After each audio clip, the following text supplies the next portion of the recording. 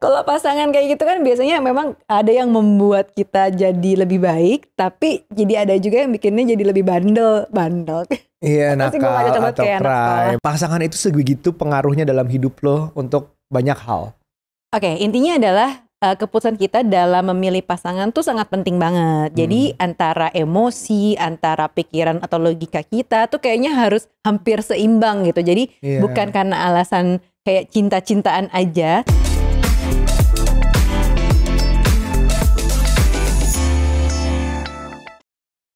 Halo parents, kembali lagi di podcast Curhat Babu. Curhatnya Bapak dan Ibu. yeay. Hehehe. Bab, kamu Ya. itu partner in crime aku gak sih? Aku kayaknya accomplice in crime deh. Jadi maksudnya aku bawahan kamu kayaknya.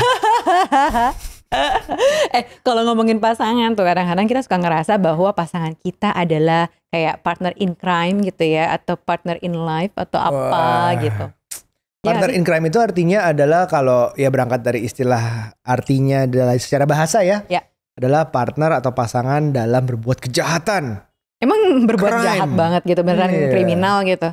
Ya tapi tujuan dari frase itu sebenarnya adalah saking cocoknya mau berbuat kejahatan aja oke gitu. Oh kayak apa? Siapa? Johnny and Clyde. Siapa? Bonnie and Clyde. Johnny and Clyde. Ya oke, Bonnie and Clyde. Kalau Johnny, gitu. Johnny yes papa ya. Oh iya, nih parents banget bercandanya Johnny yes papa. Oke.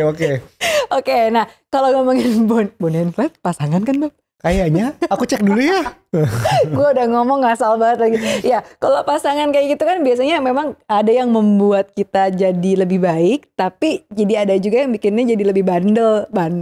Iya, Pasti gua gak nakal cocok banget atau kayak anak crime atau gimana ya. Jadi maksudnya kayak merasa you can keep my secret. Lo kejelekan-kejelekan gue lo terima. Ya. Bahkan gue udah pernah melakukan kejahatan pun lo gak cerita ke orang. Bahkan lo kayaknya ternyata bukan gak cerita doang, tapi lo setuju gue melakukan kejahatan nih kayaknya nih. Misalnya seperti itu, sehingga mau melakukan sesuatu bareng lagi, I feel good, I feel free with you, I feel trusted and everything. Itu artinya pernah kamu merasa kayak gitu gak sama aku? Kita berbuat kejahatan apa nih abis ini? Kalau di film-film kayak kerampok bank gitu ya, bareng sama pasangannya. Nah gitu, ya kan? Tapi kan itu di film. Emang bener atau ada itu, ya? atau apa series kamu di Netflix yang kamu suka, You. Oh iya. Woi, dia sebagai pasangan akhirnya ngeri banget ya. Kalau itu aduh gak usah dibicarain. Ya tapi itu salah satu contohnya partner in crime. Cuman kita gak sejauh itu, kita gak ngomongin bahwa sampai bener actually make a crime. Tapi lebih ke arah kayak pasangan itu sebegitu pengaruhnya dalam hidup lo untuk banyak hal. Benar. Mau ekstrimnya tadi adalah membuat kejahatan. Tapi banyak banget di bawah itu yang pasangan tuh bisa mengubah, dalam tanda kutip, mengubah kita. Aku tuh kemarin sempat lihat Bab, ada sebuah postingan di Instagram dari akun yang aku suka juga, namanya Holistic Psychologist. Nah, menurutku itu bagus banget, itu relate. Karena di situ disebutkan bahwa pasangan itu bisa mengubah daily habits kita. Betul. Pasangan itu bisa mengubah mindset kita atau cara pikir kita. Kemudian pasangan tuh juga bisa mengubah relationship kita sama uang. Terus sampai juga pasangan tuh bisa mengubah konsep sebuah keluarga. Waduh. Atau juga pasangan tuh bisa ngaruh ke kamu bisa makan ya? Ya udah, ini kan kamera lagi ke kamu. Kamera lagi ke kamu. Aku lagi ngomong kamu makan. Lagi ngangkut gak sih? Aku tuh lagi ngomong. Oke. Gak apa-apa, biarin rolling. Oh iya udah. Terus pasangan tuh Bener kan ada yang nyangkut? Bener ada yang nyangkut.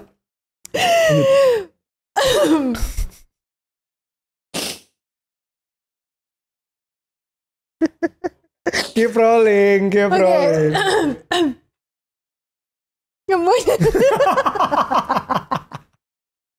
Oke, nih postingannya. Masih ada. Oke, ulang lagi ya. Gak usah, lanjutin aja. Oke. Pasangan tuh bisa mengubah kesehatan kita atau health kita, itu penting Mbak. Bau jadi pakai ketawa. Aku yang baca tapi kamu jadi pakai ketawa. Oke?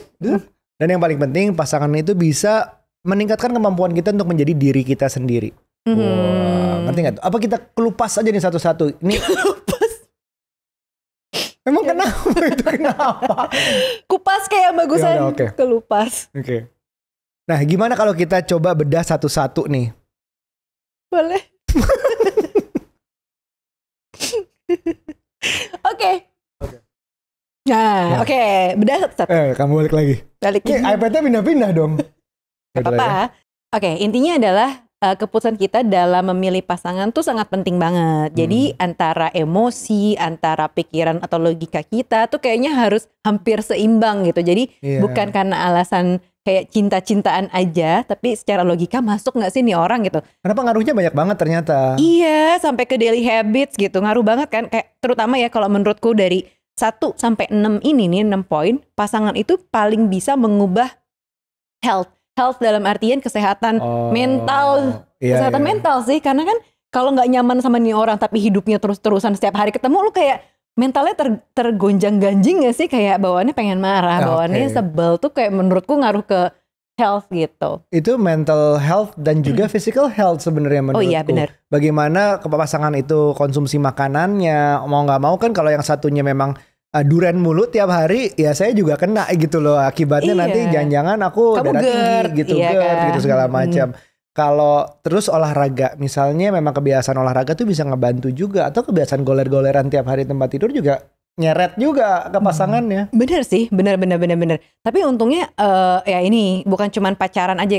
Kalau masa-masa pacaran mungkin masih bisa ganti-ganti pacar gitu ya. Yang satu tipenya yang belajar banget gitu kan. Misalnya nih, let's say ya, misalnya aku cowok gitu, pacarku mau di Ayunda, mungkin aku jadi di bawahnya pengen baca buku melulu gitu kan, biar nyambung ngobrolnya. Nah berarti mau di Ayunda nih membawa gue ke arah yang lebih baik. Karena misalnya tadi gue males banget baca buku, gara-gara mau di Ayunda gue jadi kayak seneng banget sama baca buku, ceritanya gitu ya, paling gak buat menggait hatinya lah. Iya, atau buat deketin doang gitu. Gue pura-pura suka baca buku, taunya beneran suka gitu. Iya, terus bisa aja kan sebenarnya tadi gak kayak gitu, tapi jadi berubah gara-gara pasangan ini. Atau misalnya juga kayak mindset gitu, banyak sekali hal-hal kayak dari Aryo. Itu apa sih yang berubah, misalnya contoh deh? Ya kita kayak misalnya mindset aja, punya hal-hal yang berubah lagi, masalah keuangan misalnya gitu. Benar. Kayak di episode yang mana gitu ya, aku sempat cerita juga tuh bahwa kayak profil resikoku yang tadinya tipe yang sangat konservatif gitu ya, orang yang takutan sama uang disimpan di mana, diinvest di mana, tapi sekarang jadi bergeser ke yang lebih agresif karena aku jadi lebih ngerti, lebih paham investasi itu gimana sih, terus resikonya kayak gimana dan buat apa tujuan finansial ini gitu. Dari cara bekerja kamu juga mindsetnya juga yang tadinya pengen kantoran aja di MNC dengan gaji tetap, struktur peraturannya. Itu semua tuh Nucha yang dicari tuh itu dulu. Pengen deh gini, terus di gedung kantoran gitu segala macam. Tapi sekarang mindsetnya berubah. Kita gak bilang bener apa salah yang mana, tapi menunjukkan bahwa Nucha tuh berubah gitu. Bener. Tapi berubahnya lebih baik kan?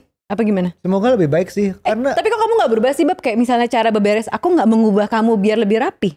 Lebih rapi ya? Enggak juga. Sekarang jemur anduk kok. Enggak juga. Jemur anduk? Enggak, baju kotor tetap ada di bawah. Iya, itu kan satu-satu dong, anduk dulu. Lama banget, 11 tahun gak berubah masa. Lama banget kok itu. Aku lebih lama gak sama kamu daripada sama kamu di hidupku. Oh iya benar. Benar, berarti berapa? 20 tahunan lebih 20, ya? 30 tahun ya? Iya 28 tahun. 28 tahun tanpa kamu. Aku tersesat Bu. Gitu. Benar.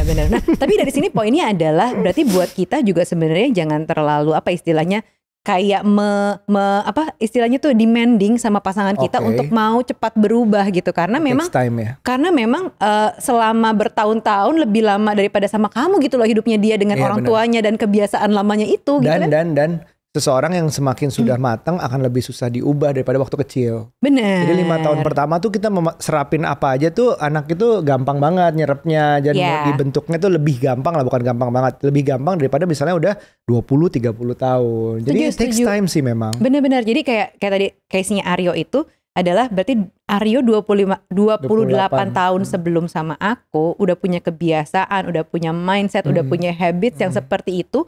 Dan ketika sama aku yang baru 11 tahun ternyata gak cukup bisa mengubah si baju kotor yang ada di bawah bisa masuk ke dalam box nanti gitu kan. Nanti 20 tahun kita nikah baru tuh. Baru berubah gitu. Kan 10 tahun untuk anduk. 10 lama tahun. banget ya. Sekitar sepertiganya ya. Iya benar-benar. Kita seumur hidup Bu. Oh iya amin. Til jannah. Tapi kan kalau udah tua kamu nanti udah gak bisa ngambil baju di bawah. Gimana tuh ya kan. Bener juga telat tuh. Iya. Nah, dan memang pasangan idealnya adalah memberikan atau menjadikan diri kamu jadi lebih baik gitu. Harusnya begitu, betul. Harusnya. Tapi ada juga yang enggak ya. Contoh relationship with money itu juga ngaruh kan. Oh iya. Nah, contohnya nih, kita tuh dalam bentuk yang aku sebenarnya agak hemat dulu. Iya. Banget loh. Agak pelit malah, hemat menuju pelit malah. Bener. Nah, kalau ada ininya ya meterannya gitu, dia udah menuju tahu nggak pelit. Nih, trik gue dulu adalah kalau ngambil uang di bank nggak pernah nyentuh 1 juta. Sampai sekarang loh. Sampai sekarang. Kenapa? Karena nggak mau kena admin bank. Walaupun sekarang mungkin udah nggak ada kali admin banknya. Nggak tahu juga sih. Zaman dulu tuh karena kena tuh 500 perak apa berapa gitu, 1000 gitu. Gue nggak mau, pokoknya gue ambil 900.000. Aneh banget sampai sekarang loh. Kalau ngambil duit 900.000 gitu. Kalau misalnya mau ngambil, padahal menurutku kayak kenapa sih nggak 1 juta aja biar bulat. Gitu. Kan zaman dulu juga dicari ATM-nya harus bank yang itu, nggak mau itu yang kayak bersama segala macam. Karena ada potongannya. Pelit banget ya dulu ya. Oh gitu. Sampai sekarang kan? Enggak, udah mendingan kok. Oh udah mendingan. Ambil tapi aja. Tapi itu sih kebalikannya, soalnya Nucha itu cukup lebih ke arah royal. boros. Aku antara boros sampai YOLO. Udah di termometer sebelah situ. Kok termometer sih? Kalau sini pelit hemat, boros YOLO. Nah itu tuh kita ujung ke ujung. Kita tuh gak ketemu di tengah-tengah gitu. Karena Aryo kiri banget, aku kanan banget gitu. Udah boros ke YOLO gitu. Tapi karena udah punya anak, jadinya aku udah merapat bergeser agak ke tengah. Aryo juga yang tadinya pelit banget sama gue, suka gue pelit banget sih gitu. Tapi tiba-tiba dia geser beli mainan buat anak mulu lebih sering gitu. Terus beli sepatu banyak banget. Gue juga bingung, dia kayak ini letak hematnya di mana sih? Pelitnya di mana? Tapi kok beli sepatu mulu nih orang, bingung kan? Berubah gara-gara kamu ini semua. Enggak, kamu sebelum punya aku udah sepatunya banyak banget gitu. Prioritas beda. Admin bank sama sepatu, lebih penting sepatu. Sumpah aneh banget cara berpikirnya itu tuh. Masalah mindset, masalah hubungan kamu dengan uang tuh mengubah banget gitu. Jadi kalau Aryo mendingan beli sepatu satu gitu. Tapi kalau aku cukup satu aja. Allah bisa aja. Pokoknya jangan ambil foto di dekat rak sepatu kita. Nah, yang diubah juga adalah the idea of family. Nah, dulu tuh satu hal yang berubah di aku adalah aku mulai menyadari bahwa pentingnya keluarga. Yang dimaksud keluarga itu adalah yang kita rasakan, yang kita ciptakan bersama. Jadi kalau orang tua zaman dulu mengajarkan adalah ya ada sepupu lah, ada second cousin lah, ada om tante bla bla bla gitu panjang. Secara darah ya mungkin iya, secara silsilah bener. Tapi aku cuman punya ruangan kayak less than 8 people in my head untuk diprioritaskan. Jadi keluarga buat aku adalah istri, 2 anak, orang tua, dan yang memang deket-deket banget aja karena nggak bisa dapat kualitas sebanyak itu kalau kuantitasnya kebanyakan. Itu idea itu berubah setelah ngerasain, oh gini tuh rasanya punya istri, oh gini tuh rasanya punya anak 2 yang really bener butuh perhatian, waktu segala macam. Jadi kalau misalnya aku mau ngebagi ke banyak keluarga besar, lama kelamaan waktu buat mereka habis. Jadi belajar memprioritaskan. Kamu idea of family berubah gimana? Aku tuh beneran blank loh. Pas awal nikah juga gak kepikiran yang gimana-gimana gitu. Konsep keluarga tuh kayak apa. Gak ada tuh kayak parent talk zaman dulu gitu kan. Iya sih. Oh ini banyak banget berarti berubahnya ya. Banyak banget berubah. Karena aku berpikir bahwa setelah menikah itu pasti langsung punya anak. Terus gampang yang namanya punya anak itu. Terus begitu anaknya lahir aku pikir anak akan selalu anteng. Yang katanya sleep like a baby alias tidur mulu bayinya gitu. Ternyata enggak juga sih. Terus kayak oh beda banget nih yang namanya konsep keluarga gitu. Bener. Apalagi kalau misalnya konsep keluarga yang di picture atau di framing bahwa oh iya foto keluarga dengan ayah, ibu, anaknya 2, terus kayak cewek, cowok gitu kan, kayak iklan BKKBN misalnya gitu ya, anaknya cuma 2 gitu kan. Terus anaknya laki-laki, perempuan. Oh yang disebut dengan konsep keluarga yang ideal adalah yang kayak gini nih gitu. Karena kan suka apa ya kayak muncul di picture bahwa gambaran keluarga adalah kayak gitu. Padahal kalau sekarang sih aku ngelihat bahwa konsep keluarga nggak melulu kayak ayah, ibu, anak harus 2, anak 1 juga nggak apa-apa, anak 3 juga nggak apa-apa, dan nggak harus kayak 1 laki 1 perempuan anaknya gitu. Kayak konsep-konsep kita yang suka ditanyain kapan nih ada jagoannya, kapan ada anak lakinya, yang kayak gitu-gitu. Yang menurutku sebenarnya konsep keluarga yang utuh bukan soal keseimbangan laki-laki perempuan, anak 1 laki 1 perempuan, bukan kayak gitu. Ganjil anaknya juga nggak apa-apa, 3 mau cewek semua juga nggak apa-apa kan. Tapi memang dalam rumah tangga yang kita cari adalah keseimbangannya. gimana aku dan kamu bisa sama-sama power sharing gitu ya, atau sharing power gitu ya. Pokoknya kamu punya apa, powernya apa gitu ya, aku juga ada. Jadi kita saling seimbang, bukan kayak saling apa, kan kalau dibilang dalam rumah tangga ada yang equality in marriage.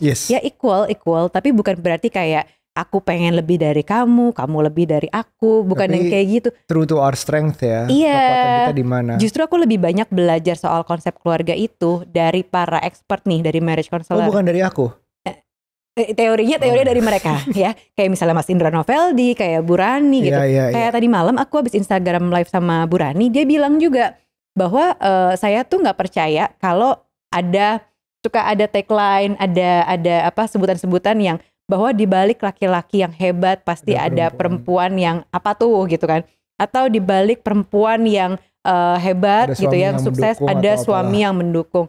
Kan suami dan istri sama-sama di depan bergandengan, kenapa harus di belakang suami yang kuat ada begini, di belakangnya perempuan yang sukses ada begini, karena mereka kan sebenarnya sukses bareng. Padahal aku siap loh di belakang biar kamu aja cari duit.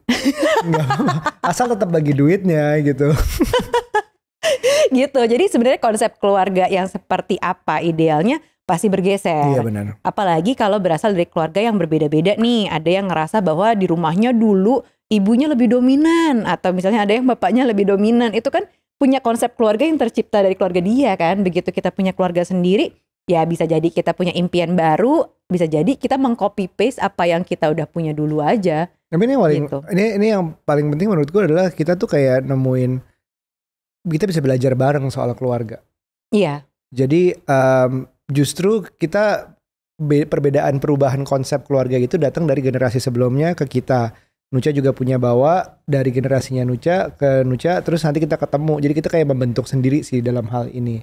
Untung kita sama-sama kayak siap kayak sponge, sama-sama meresap dari expert-expert tadi, dari Parent Talk, sehingga menjadi suatu keluarga bentukannya kita sendiri. Idenya tuh kita kayak terjadi dengan sendirinya di sini kita. Gitu. Nah, terus yang paling ribet tadi di awal, di akhir, yang paling penting kata di holistic psychologist itu adalah the ability to be ourselves. Meningkatkan kemampuan kita untuk semakin menjadi diri sendiri. Ini agak ribet loh pengertiannya itu gimana sih? Agak ribet pengertiannya. Aku coba menelaah, tapi menelaah. Aku coba mengartikan bahwa aku tuh belajari bahwa seolah-olah dulu tuh dunia tuh ada milik di pasangan gitu. Dunia kita di pasangan. Everything dialah. Everything I do it for you, Bryan Adams zaman pacaran banget ya. I'll die for you segala macam. Tapi balik lagi, ternyata pasangan itu bukan berarti adalah sumber solusi. Bukan berarti semua itu harus dipecahkan sama pasangan kita. Misalnya kita lagi sedih, itu harus adalah kewajiban atau bebannya pasangan untuk bikin kita lebih baik. Atau ya contoh gampangnya adalah kita sakit nggak mungkin kan kita nggak ke dokter gitu loh. Berharap pasangan menyembuhkan, kecuali pasangannya dokter ya. Pasangan dokter aja nggak boleh melakukan tindakan-tindakan yang itu ke pasangannya sendiri kan. Nah itu penting untuk mengetahui itu. Jadi sakit fisik atau sakit mental pun cerita ke pasangan tuh boleh, tapi di saat kita harus sembuh itu kita bergerak sendiri, bergerak ke dokter, bergerak minta bantuan dan kayak menuju lebih baiknya tuh sendiri. Bahwa kita tuh masih menjadi individu yang lebih diutamakan dari pasangan. Jadi mengutamakan diri sendiri itu juga penting di sini. Nah, untuk menjadi diri kita ini harus butuh yaitu pasangan yang ternyata membiarkan kita begitu, mendukung kita untuk tumbuh juga. Ngerti nggak? Nah, kamu nih contohnya menurutku nih ya, pengertian dari contoh yang paling gampang ya, soal depan mata.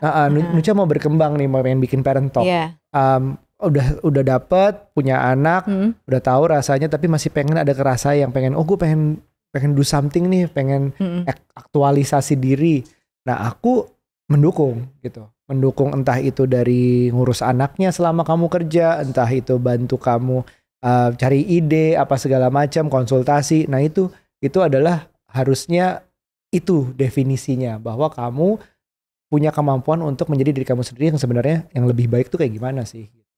Pengertian kamu gimana? Sama, udah selesai. soalnya ribet banget part itu ya. Jadi ya ngerti tapi maksudnya. Tapi nggak semua orang pengen mengaktualisasikan diri. Nggak semua orang pengen maju-maju amat. Ada loh yang gini-gini. Iya ada Bang. Ada. Ada orang yang nggak pengen ada tantangan. Ada orang yang nggak pengen di challenge ke level-level tertentu atau naik level. Walaupun gitu. tantangannya kecil gitu. Soalnya every kind of challenge yang misalnya kita ditantang terus akhirnya berhasil, walaupun itu belajar makan pakai sumpit anak-anak gitu ya, akhirnya bisa, kan bangga gitu loh. Tapi nggak semua orang pengen bertumbuh yang kayak gitu, karena konsep bertumbuh tuh bukan berarti kayak wah gue harus misalnya gue harus naik posisi atau misalnya gue harus punya apa gitu. Tapi kan ada yang mungkin dari dirinya dia tuh justru bertumbuhnya tuh dengan mengurangi hal-hal yang kurang baik. Mengurangi kesibukan justru bisa loh. Bisa ya kan? Bisa. Buat gue tuh jadi bertumbuh karena jadi gue lebih mengedepankan kualitas hidup gue misalnya gitu. Ujungnya memang bertumbuh, tapi bentuk dari mengurangi sesuatu itu kan juga challenge. Oh gue mau mengurangi screen time gue, sehari ini 7 jam nih, gue mau kurangi jadi 6 jam dulu. Nah itu juga jadi yang lebih baik bertumbuh. Dengan adanya challenge untuk mengurangi screen time. Nah begitu you achieve it, pasti ada perasaan bangga dong. Bener sih, harusnya ya. Harusnya ya. Ya. Dan lagian katanya nih, kalau kata temenku Raden Prisha, setiap orang tuh sudah diberkahi dengan keinginan untuk bertumbuh itu. Sebenarnya di diri setiap orang tuh ada poin untuk selalu grow gitu. Apa tuh istilahnya waktu itu aku lupa, dia pernah sempat bilang gitu. Tapi tergantung kita tuh mau mengasah atau enggak, yang bagian itu dari diri kita gitu. Karena sebenarnya semua udah ada nih. Tapi tinggal mau apa enggak mengasah, ngambil kesempatan atau enggak gitu. Betul. Mau jadi orang yang gitu-gitu aja atau mau jadi orang yang lebih baik gitu. Karena setiap saat kita bisa menambah 1% kebaikan. Kalau katanya Atomic Habit. Pokoknya kita bisa menambah 1% kebaikan setiap hari. Mau apapun itu. Jadi gak usah berpikir, wah gue nih misalnya, yang tadi gue gak suka olahraga. Wah gue ngeliat orang-orang kok pada olahraganya kayak gitu banget ya. Terus gue pengen juga kayak gitu.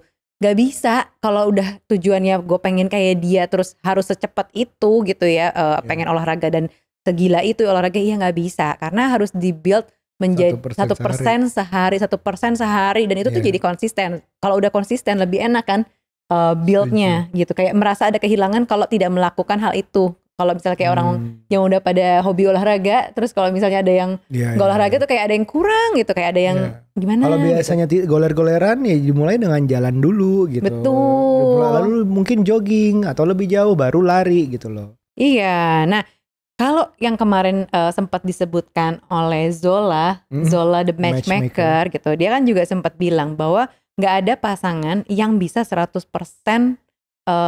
cocok gitu. Jadi kalian juga jangan mengharapkan tuh pasangan kalian bisa cocok segitunya dengan konsep-konsep ini, dengan pemahaman pikiran tadi tuh ada 6 hal kan yang pasangan tuh mengubah kita banyak hal ini nih. Tapi kan belum tentu pasangan merasakan hal yang sama gitu. Mungkin cuma 1 atau 2 poin dari situ. Dan gak selamanya kita juga cocok sama pasangan gitu loh. Maksudnya dalam bertumbuh, dalam cara berpikir bertumbuhnya aja mungkin beda. Kayak misalnya aku sama Aryo, ada aja hal-hal kecil yang kita beda kan, beda pendapat gitu. Iya betul. Dan ini pasangan tidak ada yang 100% cocok. Dalam prosesnya kita juga mencocokkan.